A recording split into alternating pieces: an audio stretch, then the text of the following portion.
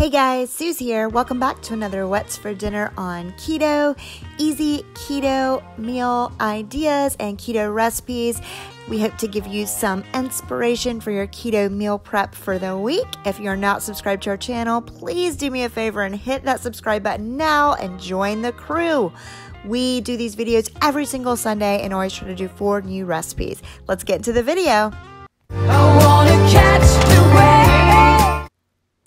First up, we made these awesome stuffed Italian sausages. These were so super simple. So I always buy these Italian sausages in bulk at Costco, and then I just divide them up and freeze them. So to start with, I took 5 mozzarella cheese sticks, unwrapped, just the kind you pack in lunches or whatever, eat for snacks, and 5 Italian sausages. And I'm using some kitchen shears to slice the Italian sausage up the side, just cutting the casing on one side. You want to make sure you leave it intact on the other side. Now I'm just placing a cheese stick inside it, and then you're just going to reform the sausage back around it. This is so super duper easy. It's actually based on a recipe from Joy Filled Eats. I will link it down below. You're just going to repeat this process on all 5 sausages. And then I just placed them into a 8x8 glass casserole dish. And because it's sausage and that produces a lot of grease on its own, I did not grease the pan. The only thing that was semi-difficult with this recipe is when you're cleaning your kitchen shears, you got to make sure to really get that sausage out of all of the nooks and crannies. So just doing one more so that you can really see how I do it. Super simple. This recipe literally takes me about 5 minutes to do. I never would have thought stuffing sausage would be so simple, and you can use this same technique to put whatever kind of fillings, veggies, whatever inside your sausage. So now that I have them all in the baking dish, I am just going to top them with a 1/2 cup of marinara sauce. Now I usually make my own low carb marinara sauce and just freeze it in a 1/2 cup portion sizes, but you could use whatever type of low carb sauce you prefer. And I do already have my oven preheated to 400 degrees, and I'm going to bake these for 40 minutes just uncovered. This is what they look like when they come out. You can see some of the cheese is oozy goozy all over the place. So delicious. Just plated them up with a little bit of steamed green beans, and I put my usual seasoning on these, which is butter and rotisserie chicken seasoning. Next up, we have this yummy, easy Caprese chicken based on a recipe from All Day I Dream About Food. So to start with, over medium-high heat, I added some avocado oil to a pan, and I'm adding 4 chicken breasts. Now I just used 2 really big chicken breasts and cut them in half, and I am going to sear them on each side for 3 to 4 minutes. I did go ahead and preheat my oven to 375. Gonna add some salt and pepper.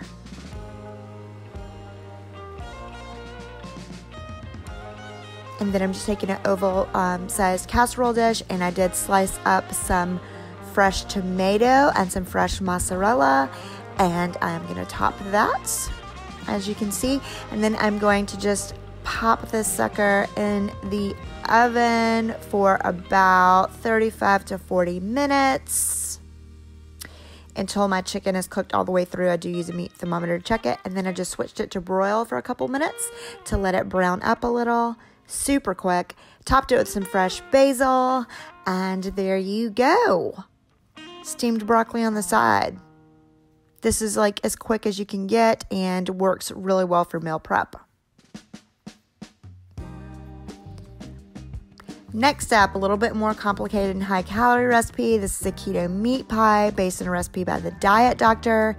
Now, this is not like a traditional meat pie, which is, I think, more bland. This is definitely Italian style kind of meat pie. So to start with, to a food processor, I'm adding my dry ingredients, which is 3/4 cup almond flour, a 1/4 cup coconut flour, tablespoon psyllium husk, a teaspoon baking powder, a pinch of salt, and then I'm adding a 1/4 cup sesame seeds, an egg, 3 tablespoons of olive oil, and a 1/4 cup water.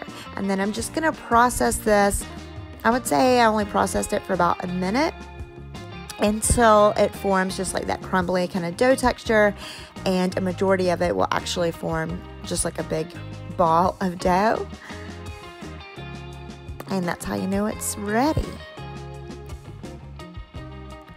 So then I just take a springform pan. I think this is like an 8 to 9 inch one. And here's what the dough looks like if you want to see an example of that.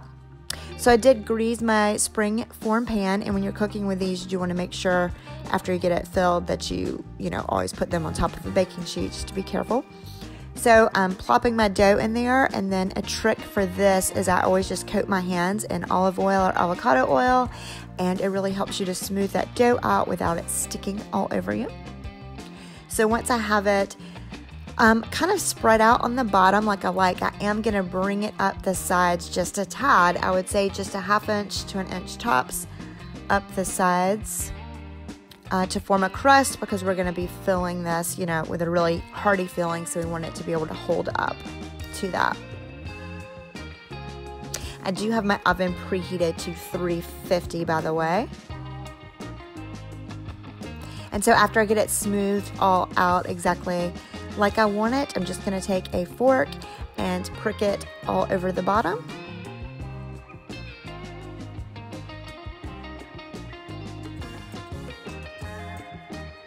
And then I'm going to put this in the oven for 15 minutes. Now while that's cooking, I took a kind of a big saute pan over medium-high heat, avocado oil, a heaping teaspoon of minced garlic, and then I just took a 1/2 of an onion and chopped it up in my little chopper. I'll put a link down below for a newer version of this chopper. My aunt bought me this over 20 years ago now. Oh my gosh.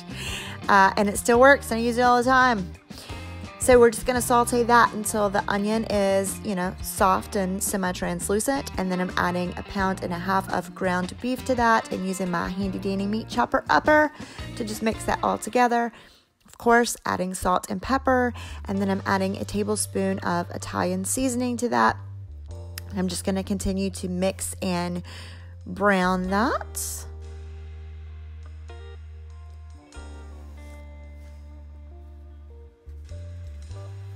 After that, I'm adding 1/4 cup of tomato paste to this, as well as 1/2 cup of water. And then I am going to bring it to a slight boil for just a second before I reduce the heat and just let it simmer until some of the liquid is reduced and it thickens up some. And I will just stir that periodically while I do that. Meanwhile, I'm going to start mixing up our topping. So in a separate dish, I put together about a cup of cottage cheese. Excuse me, I did not use cottage cheese. I adapted this recipe. A cup of ricotta cheese, even better, and a cup of shredded mozzarella. And again, I'll link the original recipe by the Diet Doctor down below, but of course, I always change the recipes. And once I have that mixed all the way, I'm just going to stick that to the side.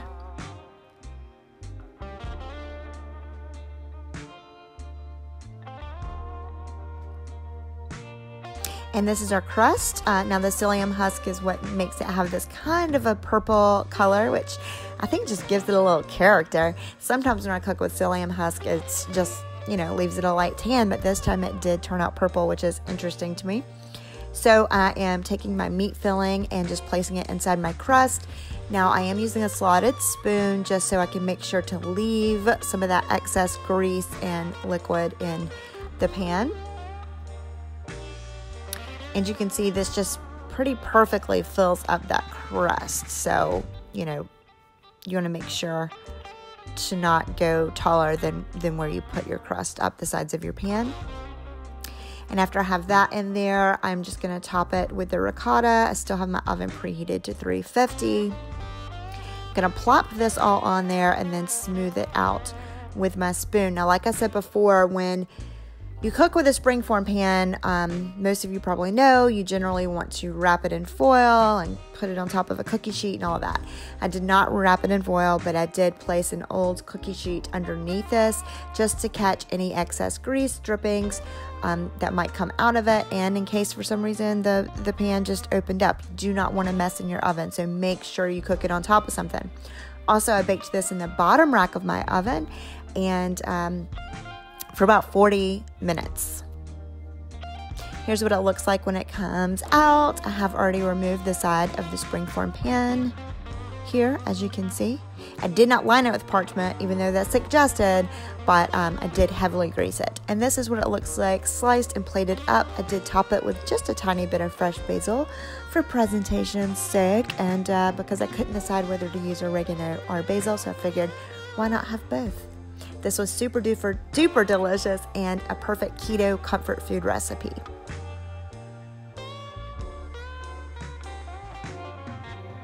Last up this week, my husband took over for me and made this delicious chili-covered salmon served over some sauteed spinach.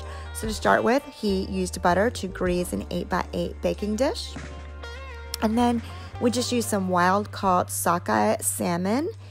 And he did remove the skin from this on the other side because he knows that I really do not like salmon skin at all. And he's just putting some salt and pepper on both sides of it. And then in a separate dish, we're going to mix together the toppings. So a tablespoon of chili paste. This is a chili garlic sauce. Is it Szechuan?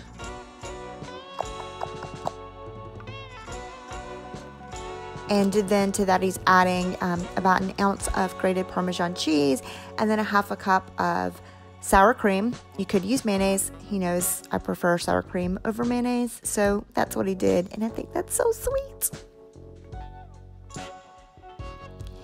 And after he mixed that up really well, he's just going to plop it on top of the salmon and spread it over it. He does have the oven preheated to 400 degrees. And after he gets this topped and smoothed out, he is going to bake it for 20 to 25 minutes.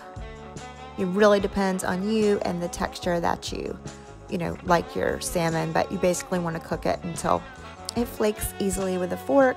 This is also based on a recipe from the Diet Doctor, which has a lot of good keto recipes on there, and I will link the original down below.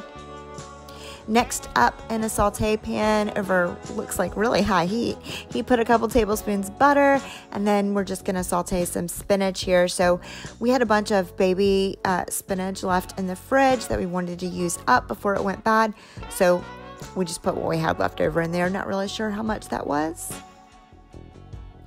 And you're going to saute it until it's wilted. Now, when I cook it, I do like to just saute it until the leaves are wilted, but it's still nice and bright green. My husband did make it more like a creamed spinach, which turned out really good and really went perfectly with the sauce that he made for the salmon. So after you get that all sauteed up, he just plated it over the spinach like so, and I topped it with a little parsley and some grated Parmesan cheese, and this was super duper delicious, just the right level of spice to it. So there you go, guys. That's this week's What's for Dinner on Keto meal prep and keto recipes video. If you like this video or you found it helpful in living and maintaining a keto lifestyle, please, please, please give it a thumbs up. Comment down below. Share it with your friends. It really helps us get seen by more people that are trying to follow a keto diet and live a keto lifestyle. Until next time, bye, guys. We are sending all of the love in the world to the Leach family, Brittany, Jeff, their beautiful children, and precious baby crew, whose short little life is now going to be saving the lives of so many other babies. This has been so heavy on our hearts this week, and I can't even imagine what their family is going through right now. There are just no words.